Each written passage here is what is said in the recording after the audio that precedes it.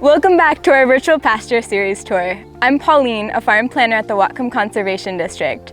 This month's episode is focused on winter readiness. Join us as we tour Jim and Kim Grams' farm to learn more about how they prepare for the winter. Hi, I'm Kim. I'm Jim Grams. And we're at our farm here in Ferndale, and we have 5 horses that are all draft crosses. Behind me we have Sophie, Gracie, and Nico. They are all a family pair with the broodmare in the middle, over there. And then we have 2 more over there watching Tucker and Tizzy. Well, our heavy use area has been an ongoing process.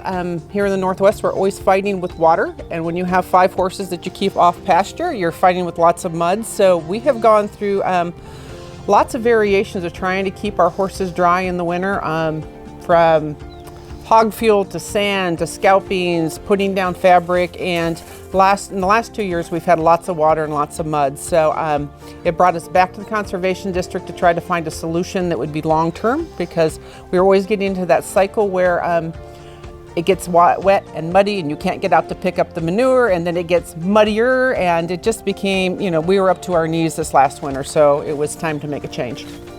Bring in a licensed excavator, have them set the grade, don't try and do it yourself. I wouldn't recommend it. But once they do the grade and set the base, and then you got a stable area to work on.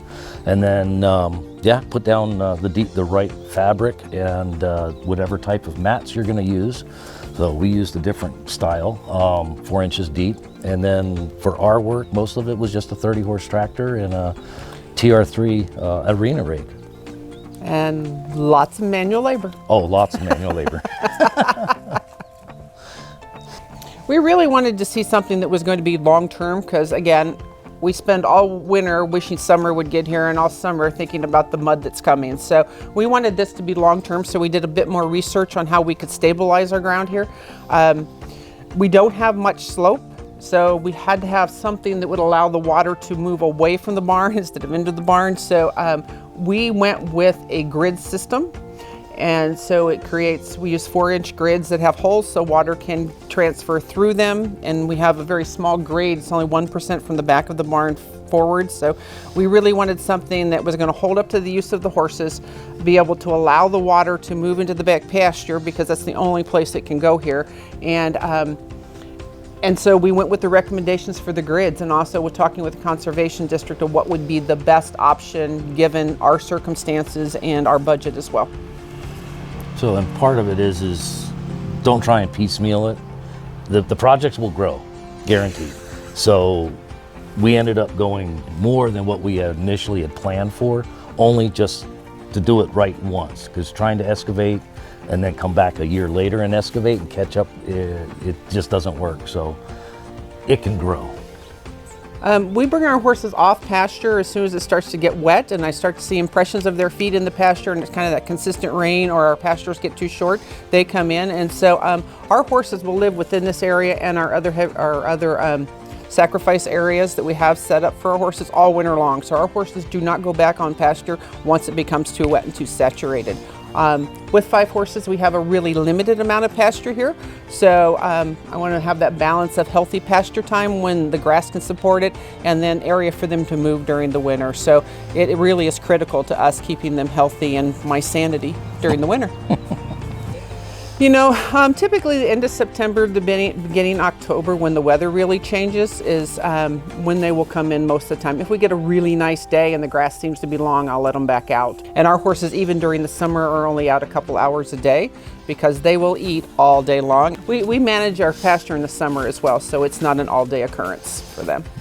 Our pasture seems to be coming back faster in the spring, and we're getting more actual grass growth instead of weed growth. So I think it's helped our pasture to be much healthier by them not being in all winter. And again, it would be mud.